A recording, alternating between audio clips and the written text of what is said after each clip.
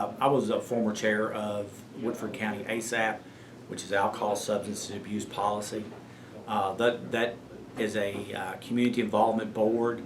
It has the health department, social services, cabinet for families and children, comp care, which that's social services, and also law enforcement. The county attorney's office is there. Also, Bluegrass Prevention organization is part of that. So it's a rather large board that we meet and discuss problems in our community as far as any kind of addiction problem, be it alcohol or drug. That's what we look at ways to try to make our community better through education and also giving people venues to try to negotiate their problems, or also about addiction. There's a lot of programs we call Time to Talk. We've done several of those little seminars throughout the county. We're planning on some right now about addiction that's coming up. They start in April. There's 3 series of those, and I don't know the dates just yet, but those are forthcoming. Abusing prescription drugs, it's a dangerous field anyway if you're abusing prescription drugs. For one, drugs are based on the person that it's prescribed to. So if you're taking medicine that's prescribed to you, a doctor doesn't freely give you pills without you having blood work or diagnose what the illness is that the medication is issued to you for. So if you're taking medicine that is not prescribed to you, it can have a reverse effect on you. That's one of the side effects of abusing prescription drugs. One, the high, and it can work on different ways on people depending on what the pill is. Long-term effects of abusing prescription drugs, it varies on what the pill is. It can be anything from an overdose, it could be heart damage, it could be brain damage, it could be those are some of the side effects of abusing prescription drugs. Prescription drugs, that's a wide range of different pills. Is it Percocets, Lortabs, hydrocodone, Oxycontin? It depends. Those are some of the ones that we see that people abuse, and also how they take it. Pills are designed to. Most medicines are designed as time release. So you take the pill, it dissolves in the body as the metabolism spreads it through the body as it dissolves. Most people that we see that abuse prescription pills, they either crush them, snort them, or shoot them as a way to achieve a faster high. It's a problem nationwide, people abusing prescription pills.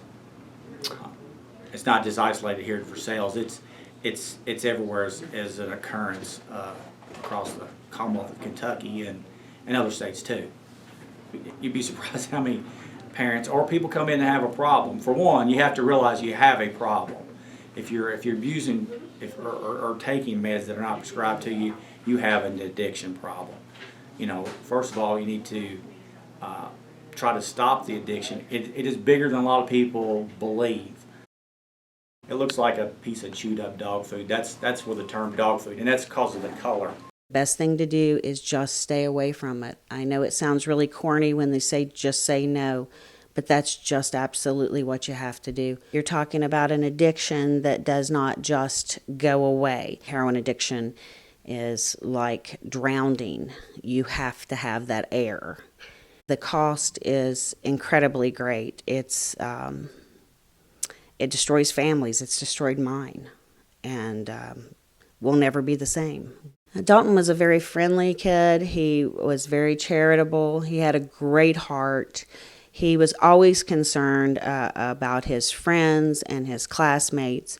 He really gave great advice. It's unfortunate that he couldn't take some of his own advice, because he was somebody that could, talk to a friend, talk to a classmate that was having a rough time and lift them up, help them get back on the right path. And I know for a fact from several people that I wasn't even close to, but they've told me that Dalton intervened and helped them when they really thought that they were, at the end, and he convinced them to, to talk to their parents, to talk to a counselor, to talk to an adult. His future was really very bright.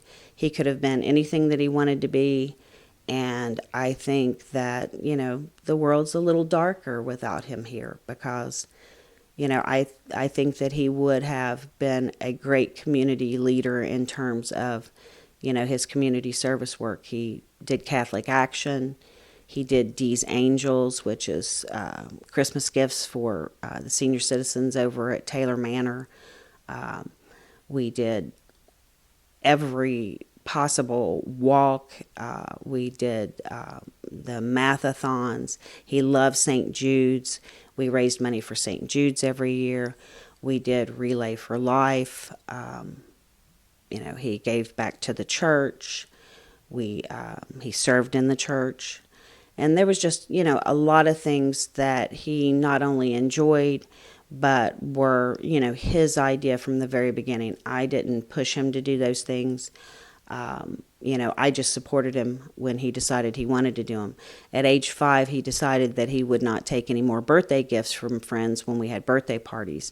Instead, he would choose a charity, the food bank, Woodford Humane Society, Catholic Action, and ask for the kids to bring donations instead for those particular charities. It was a call that I had been preparing myself for a while. I had been hoping for the best, but I had been preparing for the worst, and that's why I fought here in family court in Woodford County to keep him in therapy that would be away from this area.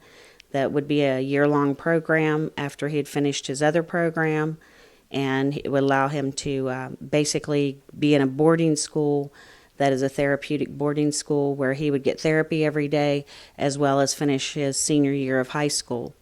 And at that point, I thought that, if we had some good luck and some great therapy and some hard work from Dalton, then, hopefully he would be clean and sober and ready to be able to go off to college. I think that Dalton's death definitely had an impact on a lot of students, Woodford County students, Lexington Catholic students, St. Leo's students, because unfortunately, middle schoolers, some of them are dealing with some of these problems. I hope that it has made an impact so that the kids do go out there, they do form their armies, they do watch out for each other, and they do make better choices for themselves. Also, I think that the community, the Schools for Sales Montessori School, they did a tree planting with a plaque there for him at the top of their driveway. So every single day that those kids go to school, they see that plaque in remembrance of him, and they see that tree bloom in the spring and bloom again in the fall. And, it keeps them constantly reminded of, what has happened, what can happen, and how to prevent it from happening. This is something that absolutely has to be stamped out. People have to, first off, take responsibility for their individual selves, say no, take responsibility for their friends, say no, take responsibility for their fellow classmates in terms of if you see something and it's not right, tell an adult. It's not ratting people out. Tattletelling and ratting and all that kind of stuff, that's for, somebody may have glanced over here and did that, or somebody might have, done this. This is something that absolutely needs an adult intervention. Don't be afraid to toss a kid's room if you suspect something's going on. Don't be afraid to take their phone and check it out. Don't be afraid to talk to other parents and say, hey, have you seen any differences in what's going on with my child? Talk to the teachers. Talk to anybody that your child is involved with. If you suspect anything, get help immediately. Don't let it ride. Don't think that it's just a phase. Don't ignore it and regret it, because I wasn't ignoring anything and I still, was unable to stop this.